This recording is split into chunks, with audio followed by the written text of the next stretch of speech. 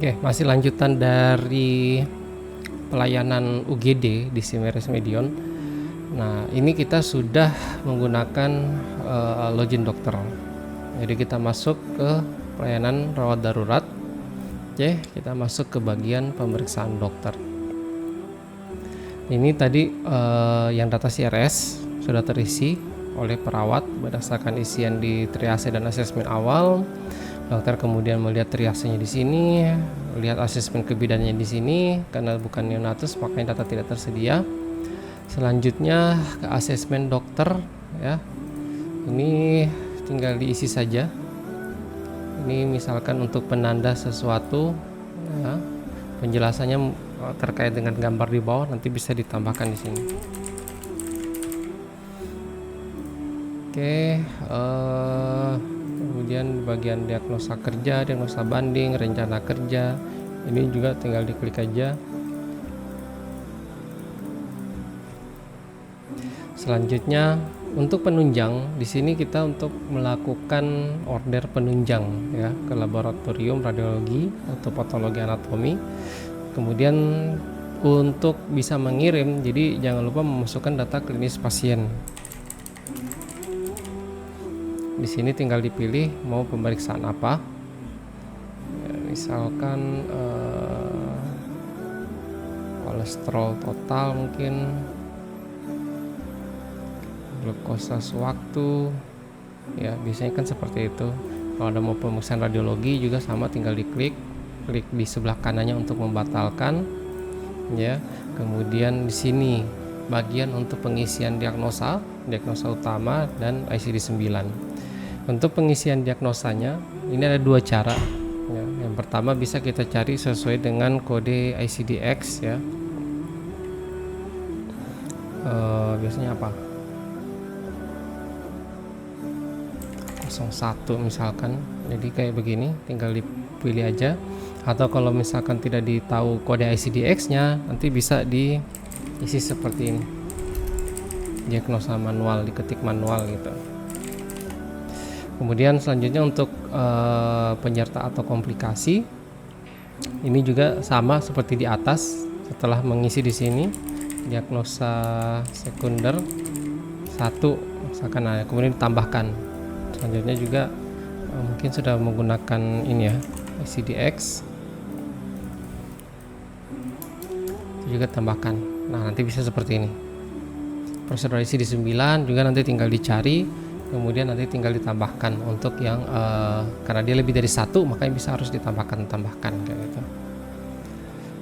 Nah, biasanya kan ketika pasien masih observasi, ini umumnya belum ada ya. Nah, ini sebenarnya bisa dikosongkan juga di awal, jadi tidak harus diisi di sekarang gitu loh. Selanjutnya untuk penginputan tindakan oleh dokter, caranya sama seperti di perawat tadi, tinggal dicari di sini.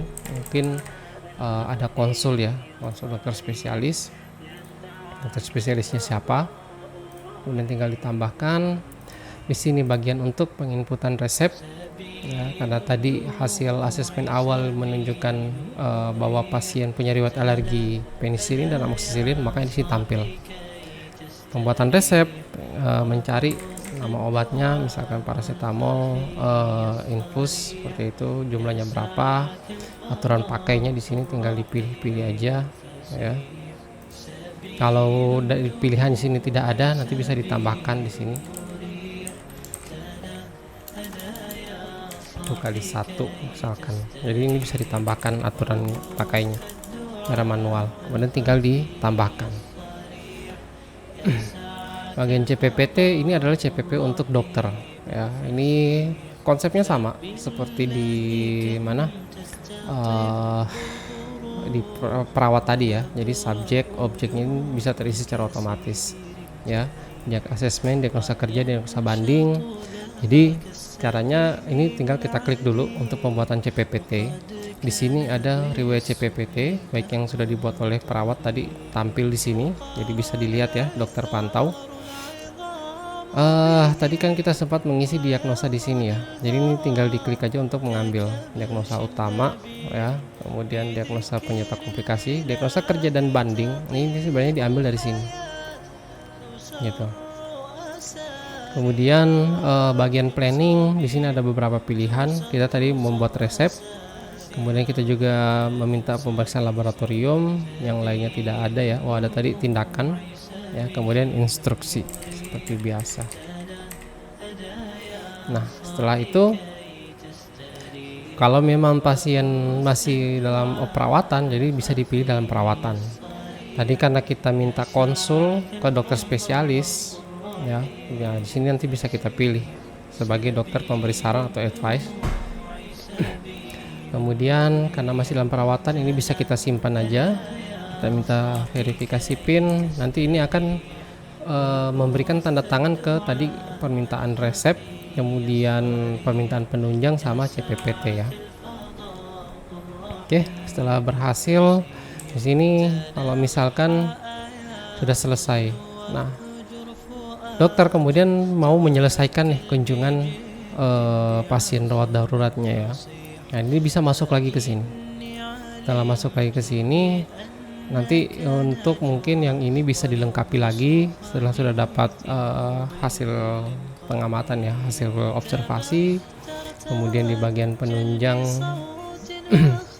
ini kan tadi yang sudah diminta, kalau ada hasilnya nanti semuanya bisa dilihat di sini ya, karena ini hasilnya belum ada, makanya masih dalam bentuk seperti ini tampilannya, seperti order labnya.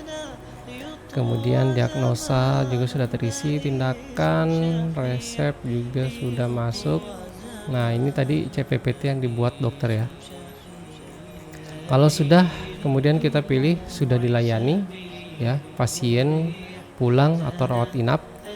Kalau misalkan dia rawat inap, indikasinya apa? Nah, ini yang nanti akan membuat SPRI ya, indikasi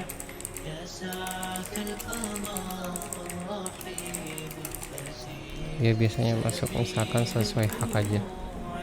Oke, lalu rawat inap belum sembuh. Kemudian ada di sini pertanyaan, siapa yang akan bertanda tangan terhadap resume medis di UGD-nya ya, dokter penerima, dokter pemberi saran yang ada kita pilihkan di sini, atau dokter yang menyelesaikan pelayanan. Nah, dokter penerima pasien yang ini ya.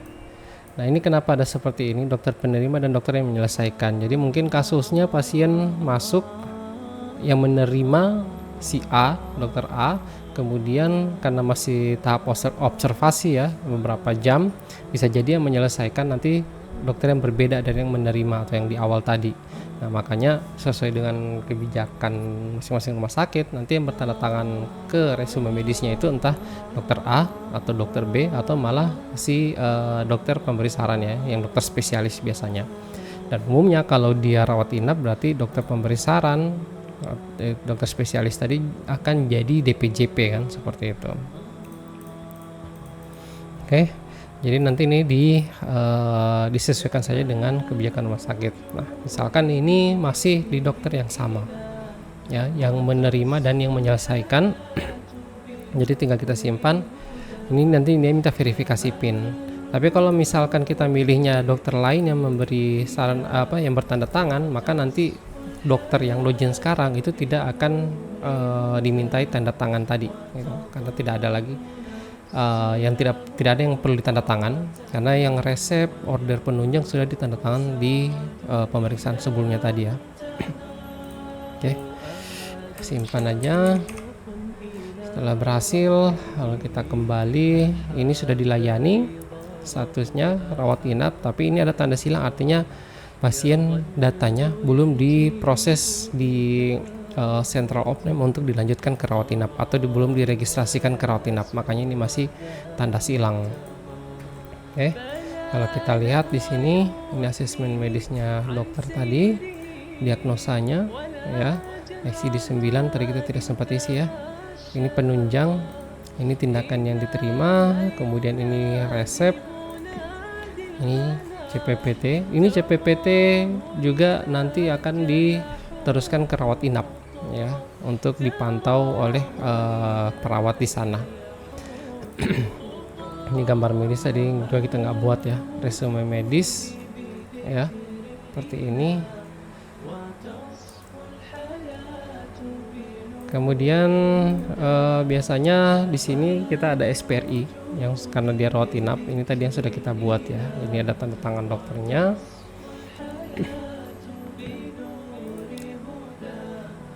Kemudian ini untuk membuat formulir transfer, mengisi formulir transfer ya, seperti ini.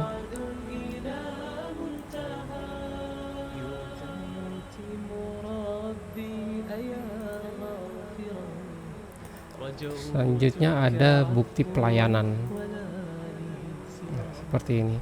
Nah, nanti ini pasien bisa dimintai tanda tangan di sini. Oke. Jadi pelayanan sudah diberikan berupa rawat luka, injeksi, konsul dokter spesialis. Tapi ini karena rawat inap, jadi biasanya ini belum dibuat ya. Nanti dibuatnya di rawat inap. Tapi kalaupun dia pulang rawat jalan, kurang lebih nanti seperti ini untuk pembuatan bukti pelayanannya. Setelah disimpan, nanti dia sudah jadi seperti ini. Sudah tertanda tangan. Ini kalau mau dicetak tinggal dicetak aja. Oke, sekian video tutorial untuk pelayanan di UGD ya. Jadi tadi dari menggunakan akun perawat, kemudian ini akun dokter sampai diselesaikan, dan kebetulan kita ambil yang untuk rawat inap. Kalau pulang dia ya udah langsung pulang aja sih tadi di pemilihan statusnya, apakah mau dirawat inap, pulang atau mau dirujuk. Kalau pulang berarti selesai sampai di sini pelayanan. Sekian, terima kasih.